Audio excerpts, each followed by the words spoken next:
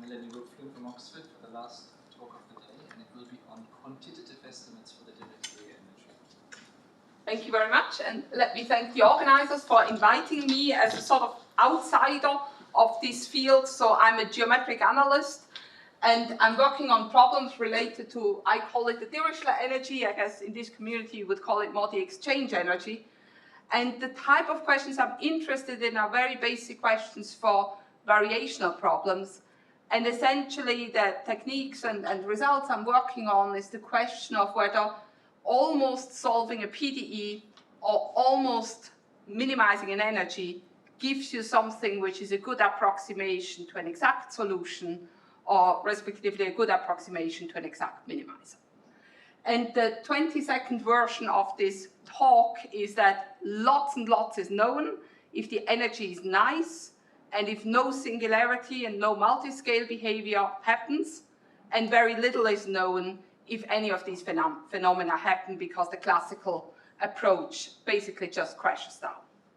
And so I want to give a bit more of an overview talk first and just sort of the questions that are interested, and also trying to introduce some of the very confusing vocabulary that is used in different fields, so that if anyone wants to Google for results related to this, they know what they can Google for. I found that very difficult because even between the geometric analysis community and the elliptic PDEs but don't care about geometry communities, we cannot agree on what to call stuff. So let me start. And so the basic question that I want to look at is, we're just given some kind of energy on some kind of set of admissible objects, states, functions, whatever you want, say into the reals. So then there's sort of four different questions we might want to ask. So the first question I want to look at is the behavior near minimizers, or for minimizing sequences. And confusingly enough, this is called stability, or depending on the mood of the day, rigidity of minimizers. And this is the simple question of, if I have a U, which is so that what I call the energy defect, so the energy of U minus the infimum of the energy over the set of admissible states, if that thing is nearly zero, does that imply that U is nearly equal to a minimizer? So I call the set of minimizers just M. So U, so that E of U is this info. So that's sort of the first basic question if you're looking at variational problems you might want to ask.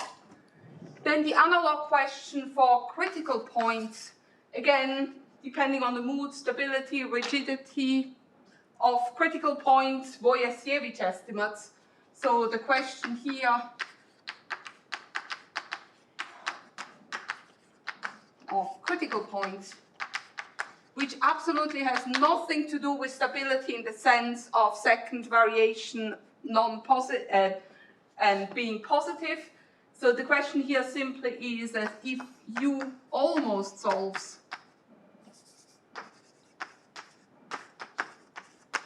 the Euler-Lagrange equation, so Laplacian E of U is equal to 0, solving it up to a small term in your favorite Banach space, does that imply that U is nearly given by a critical point? So I call the critical point just C. So great grad E of U is 0. And is the energy of U nearly given by the energy of such a guy?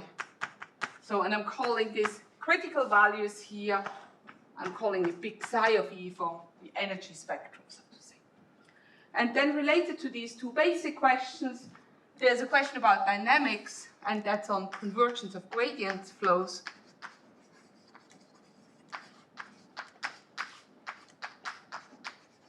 So do solutions of the negative gradient flow, the L2 gradient flow of the energy, do they converge? as t goes off to infinity. And then the final question related to this is about the structure of the energy spectrum. In particular, is this big letter psi that I'm using here that mathematicians generally hate? You never want to use that because it's disconnected, in particular with a geometer. Disconnected sets seem just evil. But actually, is this letter psi a good letter for the energy spectrum as the energy of critical points as you would sort of expect at discrete levels? So is this discrete? And now you can ask these questions at different levels, in particular the first two. You can ask them at what you could call a qualitative level, as in, does energy defect tend to zero force the distance of your map U to the set of minimizers to go to zero? But what I'm really interested in is asking these questions in a quantitative sense. And basically, there's a lot less known about quantitative analysis of PDEs, and there's been huge progress in the field in the last sort of 10, 15 years. And so the type of questions you want to ask is, can I really bound the error I make in deviating from minimizers in terms of the measurable sort of error of the energy defect? And so at the sort of simple level, what you want to ask is, can I, for example, find an exponent, gamma 1 positive, so that the distance of U to the set of minimizers is bounded by C times energy defect to the gamma 1. So these are called quantitative stability rigidity estimates. And then in the context of critical points, are the exponents gamma 2 and 3 positive, so that I can bound the distance of U to the set of critical points by a power of the, for example, L2 norm, or whatever norm is appropriate of your problem to the gamma 2. And similarly, can I bound the distance of the energy to the energy spectrum by a power of 3. So these guys here, they're also called Wojasiewicz estimates.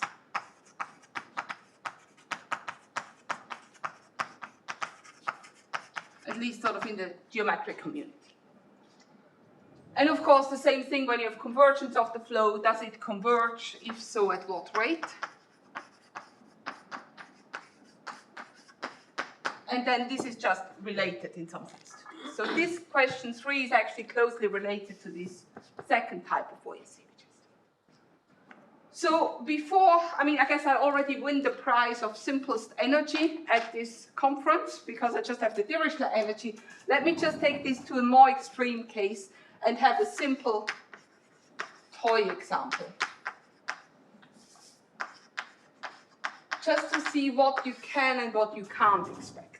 So I guess the simplest possible energy you could consider is... Maybe you can leave those boards. Oh, those boards don't work. Okay, very good. Yes. I'm hiding the simple stuff. Yeah, okay. So my simple toy example is the simplest function which behaves itself nicely, which is just constant times u squared, u living in the reals. Right, C positive. So this gives you some intuition of what you should even expect and hope for in terms of exponents. So in this situation, if we look at the first case, the distance to the minimizers is simply u. This is bounded in terms of energy defect, which is like u squared to a power of a half. So here we have that distance to the minimizer less than c delta u to a half. Then we can bound distance to the critical point, which is just exactly the same, with c times gradient of E to the 1.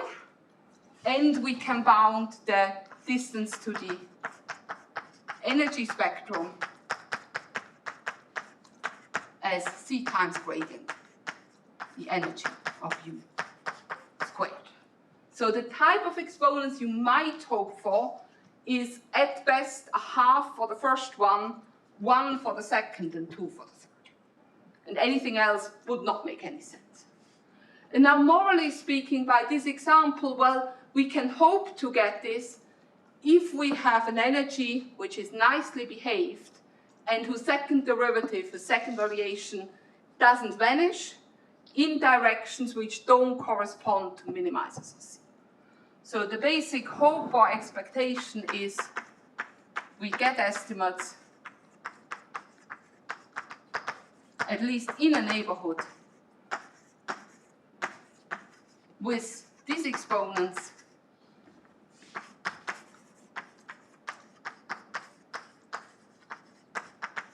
if the second variation of the energy is non-degenerate, orthogonal to the relevant set of critical points.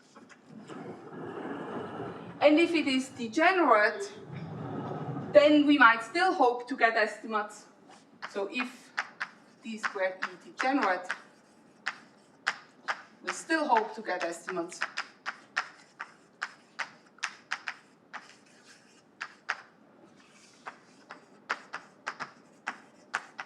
But with smaller exponents.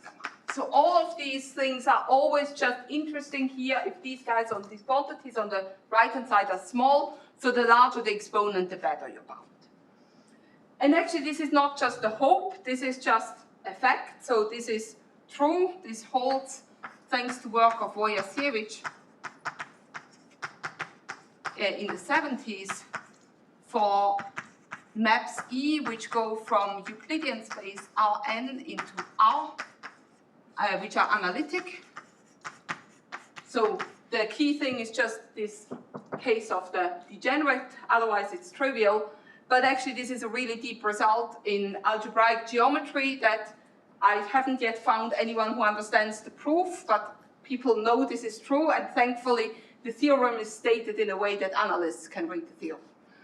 So this is true in the, for this simple case, and then it was extended by Leon Simon in the 80s, so 83, for variational problems.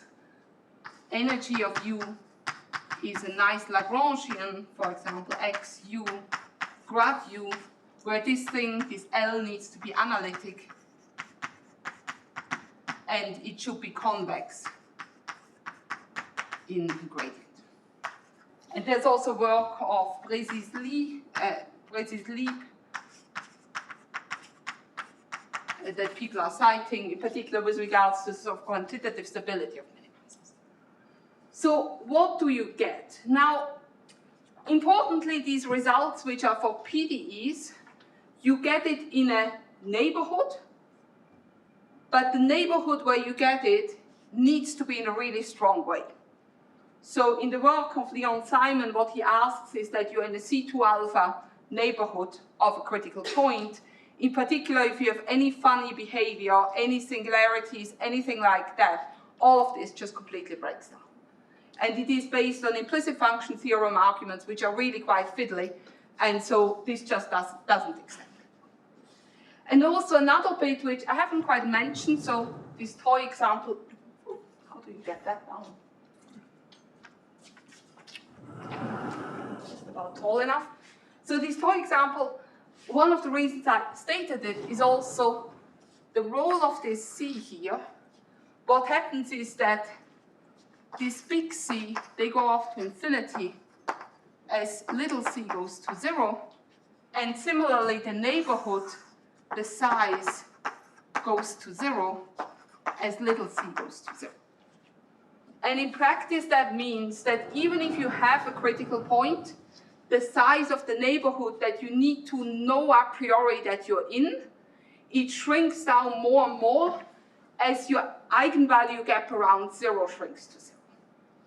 And now one of the things you have, even for very simple model problems like the Dirichlet energy, that as soon as energy concentrates on multiple scales, the interaction between these scales is weak enough that it corresponds to some eigenmodes which tend to 0. And that just in practice means all of this gets messed up. And in practice, even for this really simple energy, there's very little that's known. The only exceptions being in the situation where your C2 alpha close. So roughly speaking, what people do know for the Dirichlet energy of maps from surfaces into general manifolds is that if you approach the minimal energy, not much can go wrong, no energy concentrates, and you get all of these estimates. And these estimates have been known since the work of Leon Simon in the 80s. But then, as soon as that's not the case, then you know essentially nothing, except in some very simple cases where you have some extra information. Now, in this talk, I don't want to focus on the whole picture here. I just wanted to sort of show the connections. But I want to focus on the first question, on the stability of minimizers, and I want to consider this in the simplest case. The simplest case of maps from sphere to sphere. So for the rest of the talk, let me now talk about the Dirichlet energy of maps into the sphere.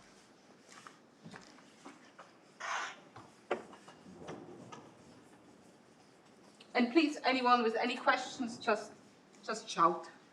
Very happy to deviate from my talk.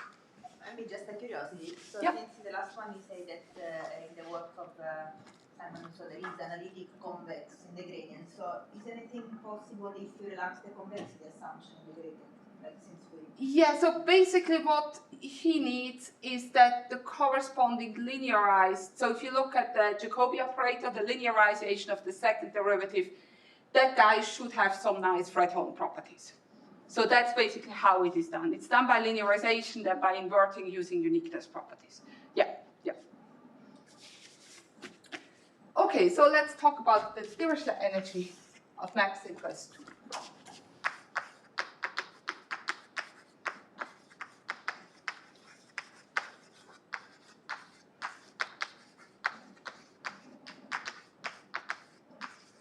And I'm a two-dimensional person in terms of domain, so I'm going to consider maps U, which go from a surface sigma into S2. So sigma is a surface, and I need to give some geometric structure, so I take a metric, G, a Riemannian metric,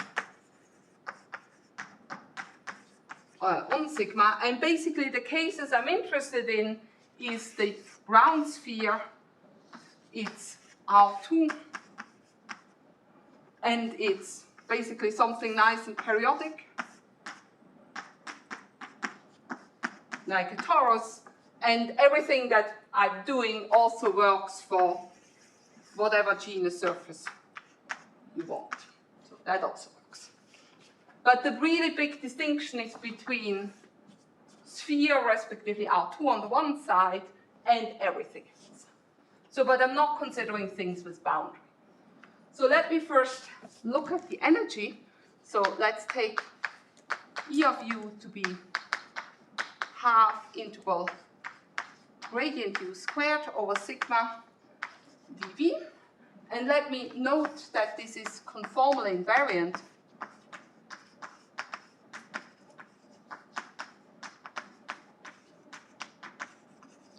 So the energy of U with respect to G is the same as if I take the energy of U and I measure angles the same way, but I put some weight on it to change how I measure lengths. So I put some rho squared G. And in practice, this means that basically sphere and R2 is the same, at least if I add in infinity. So these two are conformally invariant. I can just go from the sphere with a stereographic projection, and I can identify this with R2. So everything I'm saying about maps sphere to sphere is the same as maps from R2 to the sphere. On the other hand, here, of course, that's very different in terms of conformal type. So because it's conformally invariant, is in particular like M and C and all of these, they don't care about the conformal factor.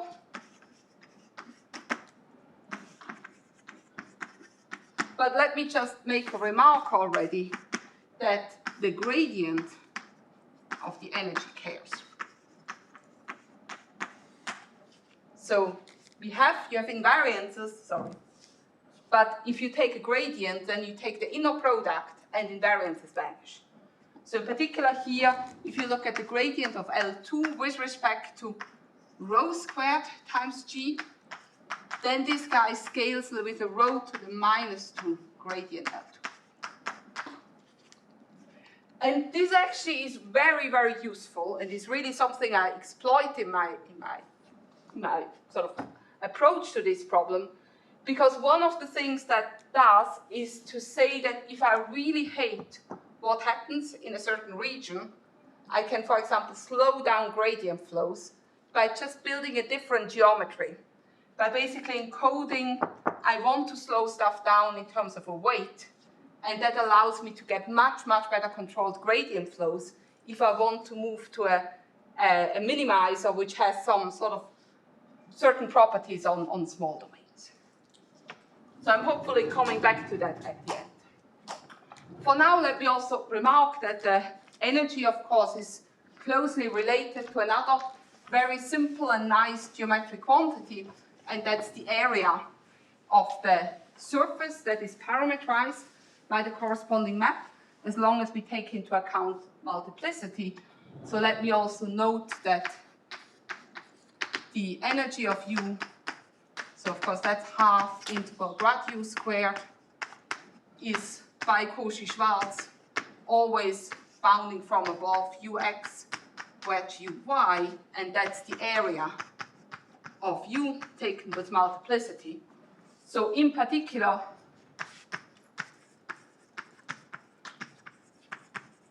so for maps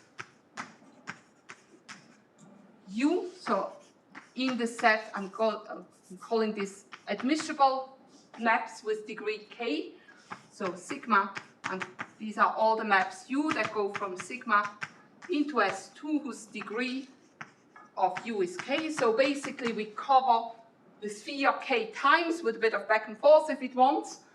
But in this situation, the area is greater or equal to 4 pi. So what I get is I have that the energy of U is always greater or equal to 4 pi K. And we have equality if and only if we have equality up here, and you have equality up here if and only if those two are orthogonal to each other and have the same lengths. So what you need is that U preserves angles. And this is what we're calling conforming. So if we look at minimizers or almost minimizers of the Dirichlet energy from S2 to S2, or from a more general surface, we always know that the infimum of the energy is at least 4 pi K. Modulus K, right? Oh yeah, sorry. I should say somewhere without loss of generality, K greater or equal 0, else reflect the thing and be happy. Yes, thank you. So in particular we have, so indeed we have that the infimum over this AK sigma of the energy is always equal to 4 pi K. But we need to be a little bit careful in terms of whether or not it's achieved. So we have this, and this infimum is always achieved for sigma is equal to S2, and namely it's exactly by functions that you introduce for your second year undergraduates in complex analysis, namely by meromorphic functions.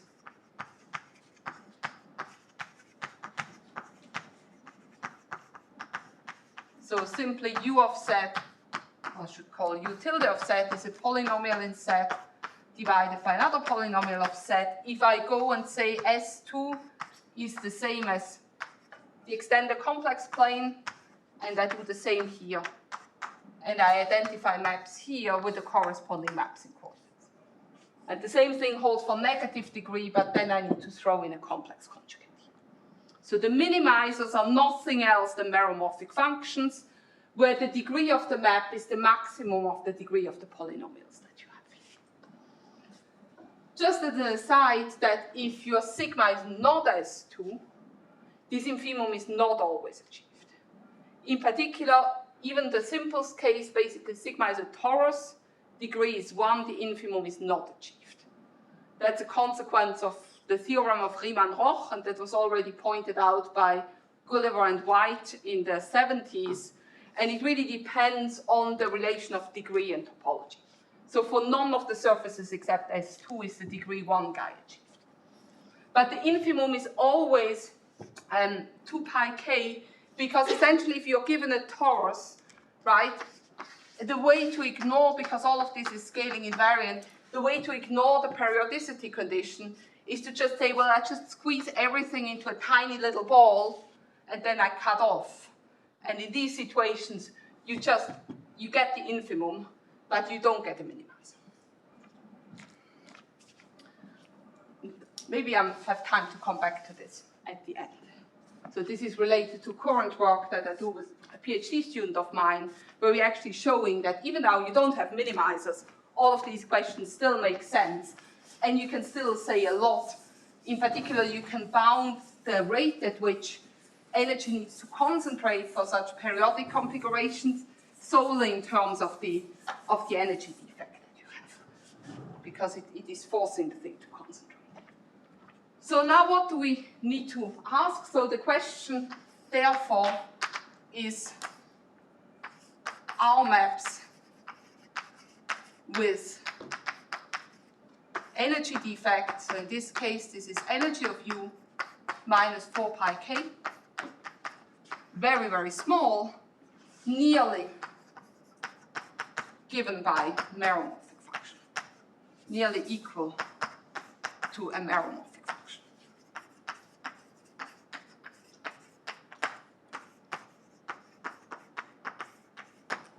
So I said before when I did the example up here, that in the situation where we have non-degeneracy, d squared E non-degenerate, what you're hoping for, best case scenario, is distance bounded by delta U to a half. So in particular here you can ask, so for example, can we ask whether the distance, and just to avoid a few halves, of U to the set of meromorphic functions, so this is degree k meromorphic functions, is this bounded maybe by a constant that depends on k times delta? Now this is a reasonable question to ask because the second derivative of U is indeed positive definite. So let me note that d squared E is positive definite, orthogonal to this set of minimizers. This was already known by work of Brian White and Gulliver White in the 80s. So in some sense, you're in the best situation that you can hope for. And so now let's see whether this holds true. Now, first of all, well, as warm-up, it's even simpler in some sense than my toy example. If you go for the simplest case, degree equals 0, then there's literally nothing to prove, because the natural distance you can hope to control, if you have Dirichlet energy, is the H1 norm, the H1 semi-norm, and this is simply the H1 semi-norm. So there's nothing to prove there. So the first real case is the degree 1 case. And in this situation, everything is good. So as said, k equals 0 is just trivial. K equals 1, it's a big fat yes, thanks to a work of people in the audience. So everyone's here. So we have the work of Bernard Mantel, Muratov, and Simon, I guess 18 on archive, if that's okay to cite that way. So it is exactly this estimate with the optimal possible exponent that you can have. And then there's alternative proofs of this result, which are due to Hirsch and Simas using 2020, they use what's called elliptic regularization techniques and selection principles. So that's a sort of static proof, and then there's work by Peter Topping from the same year, which uses a gradient flow approach. And since then, also there's higher dimensional extensions. That's by Javier Lamy, André Guerra, and Costas Simas, a paper from 23, and also one from last year. So degree 1 is good. Now, what is special about degree 1? So one of the things we know is that the energy is conformally invariant, and the sphere has quite a large symmetry group, which is conformal invariance, namely the Möbius groups. So what is special here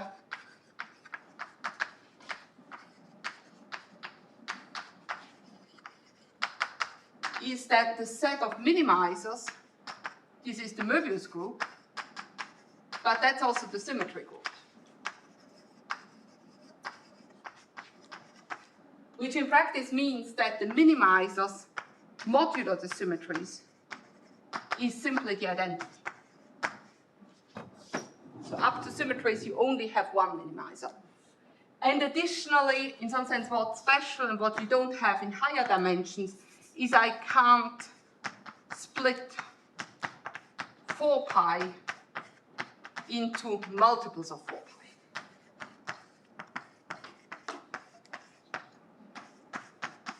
At least not into several multiples. And that means in practice that because 4 pi is like the energy you need to cover the sphere, you can never have like 2 pi showing up somewhere on its own.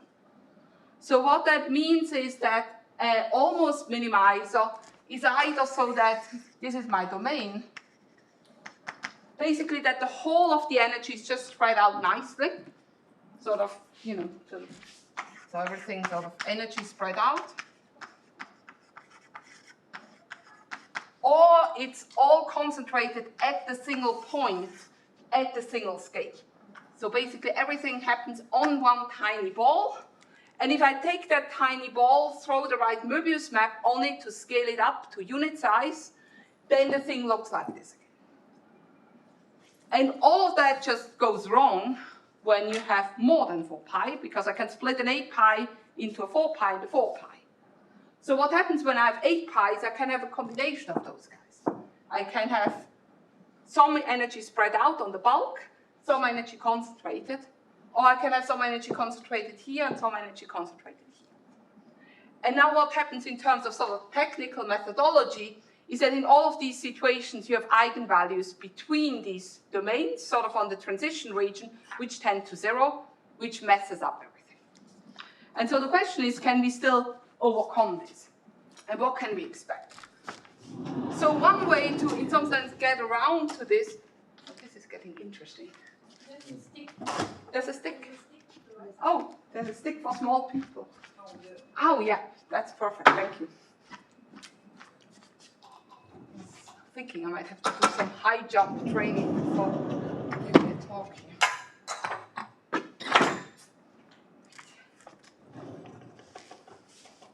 So what can we say about higher degree?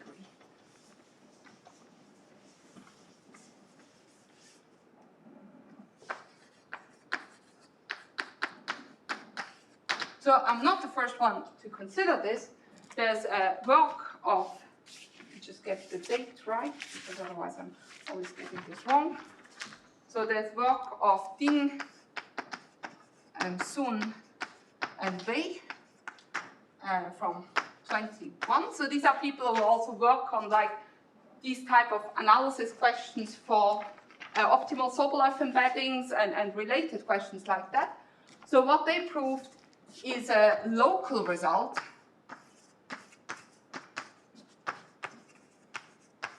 which basically says that this estimate over here, estimate star, is okay in a neighborhood of each critical point. But of course, the neighborhood shrinks to 0 as soon as any kind of concentration behavior happens. And they also observed that star is violated, is not globally true. And they have a rather complicated counterexample, which takes about 10 pages to get to, and which also leads them to make a conjecture. And their conjecture is it's not true, but it's nearly true.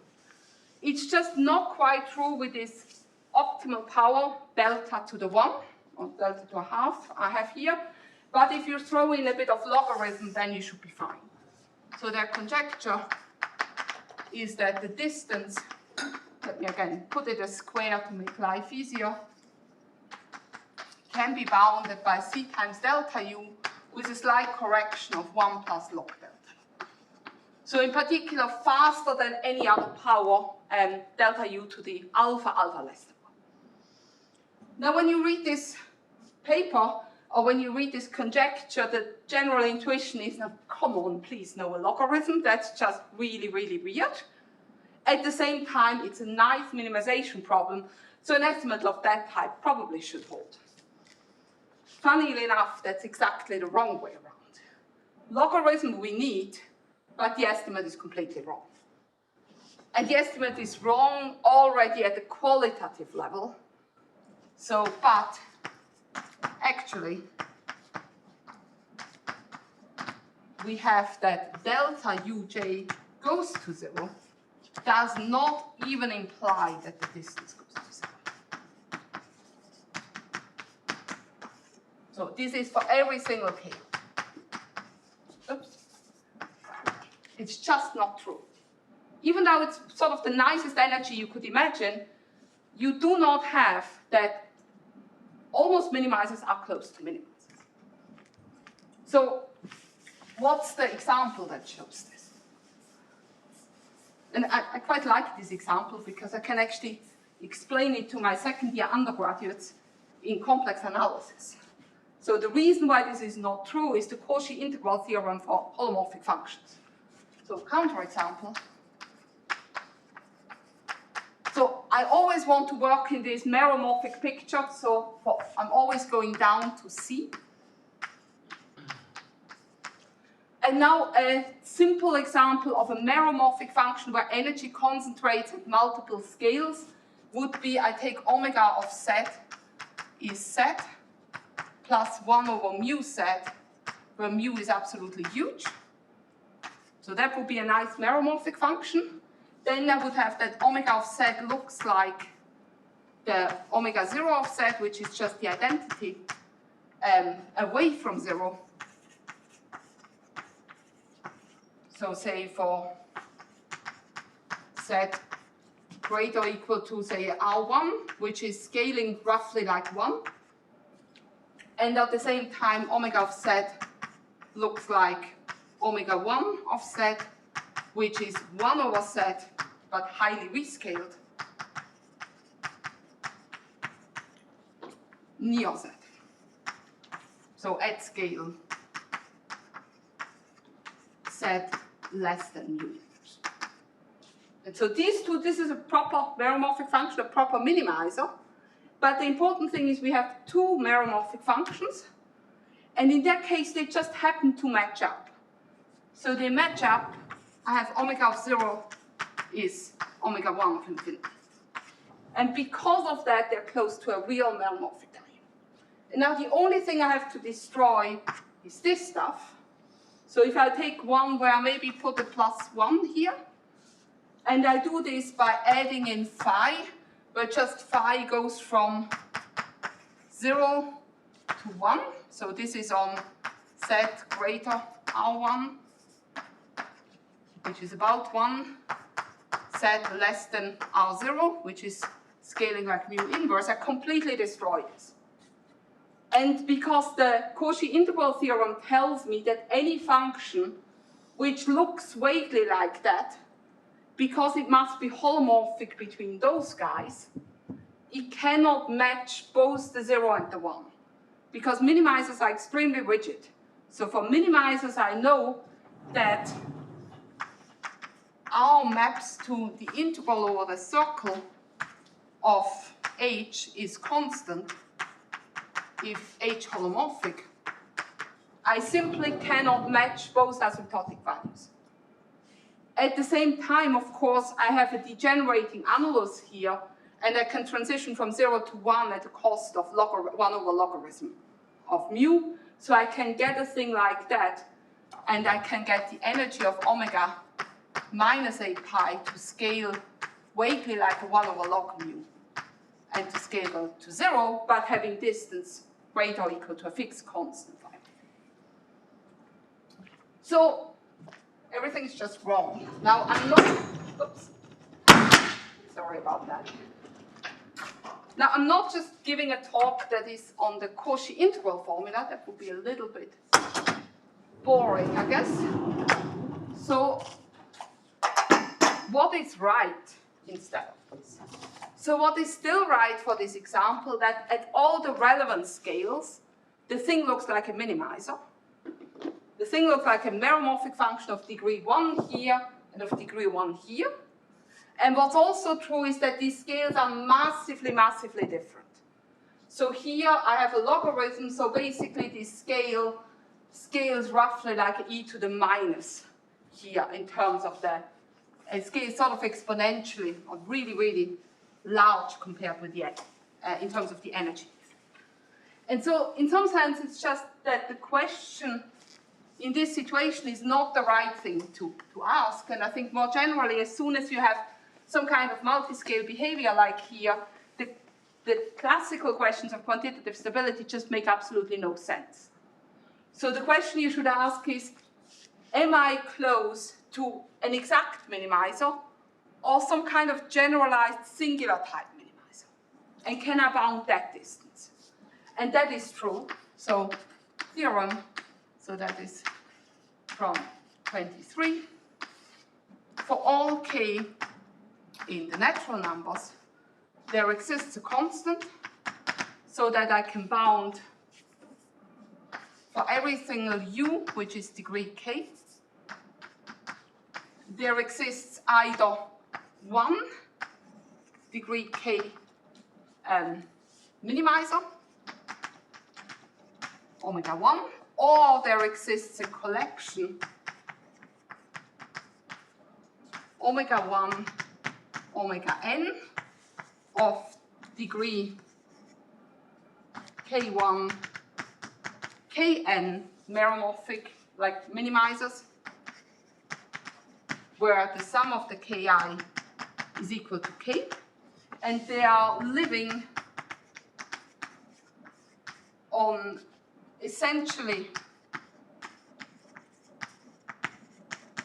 disjoint.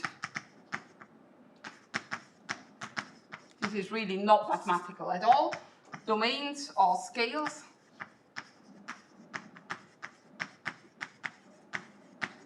So that I can bound the h1 distance from u to this set of minimizers. This distance squared is indeed bounded by c times delta u times log delta u. And this is sharp.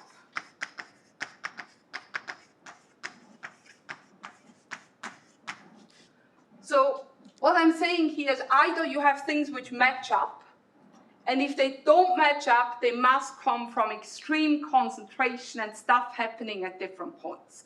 So what I mean with essentially this joint here, you can either have spread out, and then the guy that doesn't match must have diameter less than delta u to the alpha, where you get to choose whatever alpha you want, so any alpha.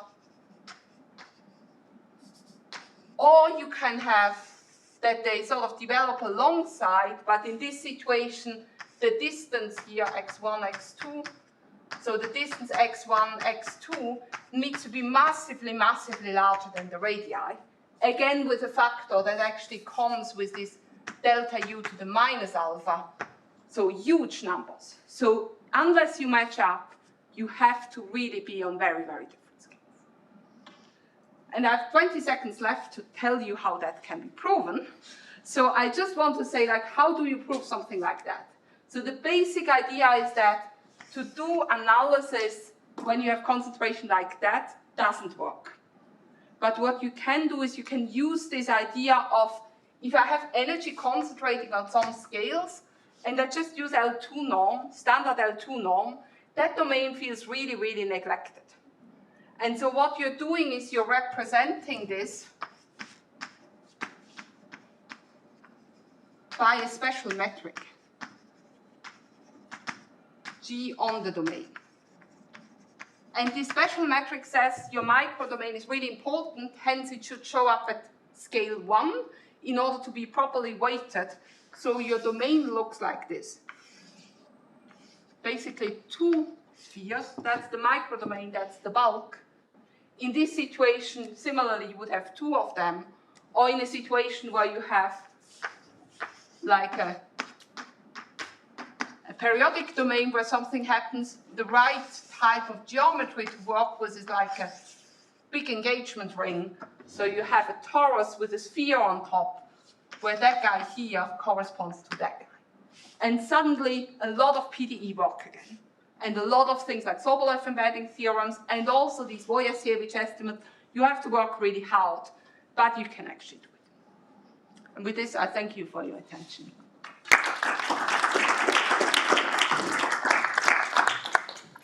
Thank you. Do you have any questions? Okay, out of curiosity again. So for the torus, you have a similar quantitative estimate? Yeah, so for the torus, I have an estimate for degree 1 maps, because they are already degree 1 maps, and the minimizer is singular.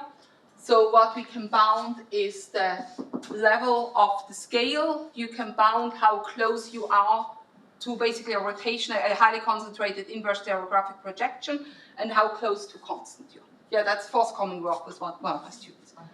Yeah. I mean, coming back to this conjecture that you proved is false. I mean, obviously it's false for certain choices of the distance function. It's false in the standard. Yeah. It's false with the. Yeah, of course in L2 it's true. But in L2 it's the wrong thing.